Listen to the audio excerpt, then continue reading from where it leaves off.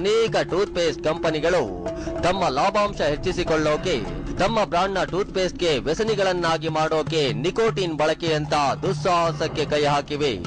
ನಮ್ಮ ಆರೋಗ್ಯದ ಬಗ್ಗೆ ಕಿಂಚಿತ್ತೋ ಯೋಚನೆ ಇಲ್ಲದ ಈ ಕಂಪನಿಗಳಿಗೆ ಲಾಭವೇ ಮುಖ್ಯವಾಗಿದೆ.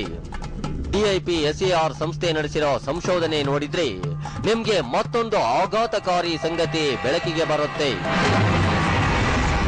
ಕೇವಲ 1 ಗ್ರಾಂ ಟೂತ್ ಪೇಸ್ಟ್ ನಲ್ಲಿ ಬರೋಬ್ಬರಿ 18 ಮಿಲಿಗ್ರಾಂನಷ್ಟು ನಿಕೋಟಿನ್ ಬಳಕೆಯಾಗಿರುತ್ತೆ.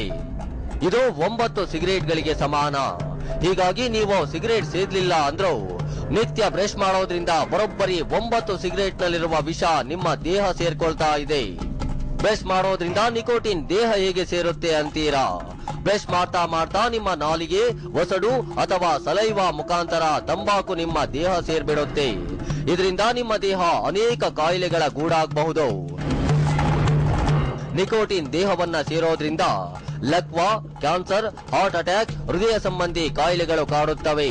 ಇದಲ್ಲದೆ ರಕ್ತದೊತ್ತಡ, ರಕ್ತ ಸಂಚಾರದಲ್ಲಿ ತಡೆ ಸೇರಿದಂತೆ ಗರ್ಭಿಣಿಯರು ಅತ್ಯಂತ ಅಪಾಯ ಎದುರಿಸುವ ಸಾಧ್ಯತೆ ಇರುತ್ತೆ. ನಾವು ನಮ್ಮ ಮನೆಗಳಲ್ಲಿ ಮಕ್ಕಳಿಗೆ ಬೆಳಿಗ್ಗೆ ಮತ್ತು ರಾತ್ರಿ 2 ಹೊತ್ತು ಬ್ರಷ್ ಮಾಡೋಕೆ ಹೇಳಿಕೊಡ್ತೀವಿ.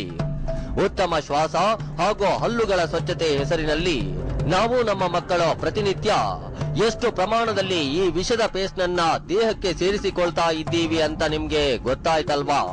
ಹಾಗಾಗಿ ಈ ರೀತಿ ಅಕ್ರಮವಾಗಿ ನಿಕೋಟಿನ್ ಬಳಸುತ್ತಿರುವ ಪೇಸ್ಟ್ ಗಳನ್ನ ಸರ್ಕಾರ ನಿಷೇಧಿಸಬೇಕಾಗಿದೆ. ಇಲ್ಲವಾದ್ರೆ ಮುಂದಿನ ಪೀಳಿಗೆಯನ್ನ ಪರೋಕ್ಷವಾಗಿ ನಿಕೋಟಿನ್ ದಾಸರನ್ನಾಗಿ ಮಾಡಿದಂತಾಗುತ್ತೆ. ಆ ಮೂಲಕ ಮುಂದಿನ ಪೀಳಿಗೆಯನ್ನೇ ನಾಶ ಮಾಡಿದಂತಾಗುತ್ತೆ. Bureau report, TV9. ಈ ವರದಿ ನೋಡಿದ್ಮೇಲೆ ಬಹುಶಃ ನಿಮ್ಗೆ ಅನಿಸ್ತಾ ಇರಬಹುದು, ಹಾಲ್ನಲ್ಲಿ ಕಲಬೆರಕೆ, ತರಕಾರಿ ಹಣ್ಣುಗಳಲ್ಲಿ ಪೆಸ್ಟಿಸೈಡ್ಸ್, ಇನ್ನು ತುಪ್ಪದಲ್ಲಿ ಕಲಬೆರಕೆ, ಇನ್ನು ಆರೋಗ್ಯವಾಗಿರೋದಾದ್ರೂ ತಿನ್ನೋಣ, ಇದನ್ನೆಲ್ಲ ಬಿಟ್ಟು ಕೆಟ್ಟದನ್ನೆಲ್ಲ ಬಿಟ್ಟು ಅಂತ ನೀವು ಅನ್ಕೊಂತಾ ಇದ್ರೆ, ಜೊತೆಗೆ ಏನಪ್ಪಾ ಇದು ಬೆಳಗ್ಗೆ ಎದ್ದು ಕೂಡಲೇ ಬ್ರಷ್ ಮಾಡ್ಲೇಬೇಕು, ಆರೋಗ್ಯವಾಗಿರೋದಾದ್ರೂ ತಿನ್ಬೇಕು ಅಂದ್ರೆ ಬ್ರಷ್ ಮಾಡ್ಬೇಕು ಅಂದ್ಕೊಳ್ತಾ ಇರ್ತೀರಾ. ಇನ್ನು ಪೇಸ್ಟ್ ನಲ್ಲೂ ಕೂಡ ಕಲಬೆರಕೆ, ಪೇಸ್ಟ್ ನಲ್ಲೂ ಕೂಡ ನಿಕೋಟಿನ್ ಅಂದ್ರೆ ನಿಮ್ಗೆ ಖಂಡಿತ ಆಶ್ಚರ್ಯ ಆಗ್ಬಹುದು. ಅಷ್ಟೇ ಅಲ್ಲ, ಇಂತ ಒಂದು ಮಾರಕವಾದಂತಹ ನಿಕೋಟಿನ್ ನ ಬಳಕೆ ಬಗ್ಗೆ ತಮಗೆ ಶಾಕ್ ಕೂಡ ಆಗ್ತಾ ಇರಬಹುದು. ಸೊ ಇದು ಯಾಕೆ ಯೂಸ್ ಮಾಡಲಾಗುತ್ತೆ ನಿಕೋಟಿನ್, ಇನ್ನು ಇದೆಷ್ಟು ಮಾರಕವಾಗುತ್ತೆ ದೇಹಕ್ಕೆ ಅನ್ನೋದ್ರ ಬಗ್ಗೆ ಮಾತನಾಡಲಿಕ್ಕೋಸ್ಕರ ಇವತ್ತು 3 ಜನ ಎಕ್ಸ್ಪರ್ಟ್ಸ್ ನಮ್ ಜೊತೆಗಿದ್ದಾರೆ. ಮೊದಲಿಗೆ ಮಂಜುನಾಥ್ ಇದ್ದಾರೆ, ಇವರು ದಂತ ವೈದ್ಯರು. ಮಂಜುನಾಥ್ ಅವರೇ, ಕಾರ್ಯಕ್ರಮಕ್ಕೆ ಸ್ವಾಗತ. ಹಾಗೇನೆ ನಮ್ ಜೊತೆ ಇದ್ದಾರೆ doctor Jubin George, MS Ramaiah ಆಸ್ಪತ್ರೆಯ ಡ್ರಗ್ ಟೆಸ್ಟಿಂಗ್ ಲ್ಯಾಬೊರೇಟರಿಯ ಚೀಫ್ ಟೆಕ್ನಿಕಲ್ ಆಫೀಸರ್. ಜುಬಿನ್ ಅವರೇ, ತಮಗೆ ಕಾರ್ಯಕ್ರಮಕ್ಕೆ ಸ್ವಾಗತ. ಹಾಗೇನೆ ನಮ್ ಜೊತೆ ಇದ್ದಾರೆ ಖ್ಯಾತ ಆಯುರ್ವೇದ ತಜ್ಞರಾದಂತಹ ಡಾಕ್ಟರ್ ಗಿರಿಧರ್ ಖಜೆ. ನಮಸ್ಕಾರ. ಮೊದಲಿಗೆ ಜುಬಿನ್ ಜಾರ್ಜ್ ಅವರೇ, ನಿಮ್ಗೆ ಪ್ರಶ್ನೆ.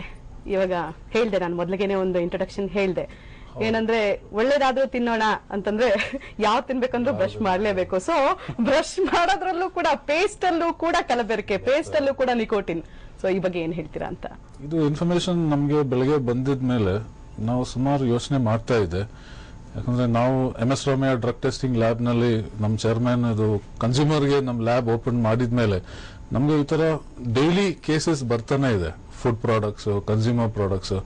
ಸೊ ಈ ಟೂತ್ ಪೇಸ್ಟ್ ಅಂತ ವಿಷಯ ನನಗೆ ಈ ಬೆಳಗ್ಗೆಯಿಂದ ಗೊತ್ತಾಗ್ತಾ ಇದೆ. ಯಾಕಂದ್ರೆ ನಾವು ಡೈಲಿ ಮಾಡೋದು ಒಂದು ರುಟೀನ್ ನಲ್ಲೂ ನಾವು ಪಾಯ್ಸನ್ ಕನ್ಸ್ಯೂಮ್ ಮಾಡ್ತಾ ಇದೀವಿ. ಅಂಡ್ ಈ ಸ್ಟಡಿ ನಾನು ಡೀಟೇಲ್ ಆಗಿ ಸ್ವಲ್ಪ ಓದ್ತಾ ಇದ್ದೆ ಬೆಳಗ್ಗೆ ನಮಗೆ ಟೈಮ್ ಸಿಗುವಾಗ.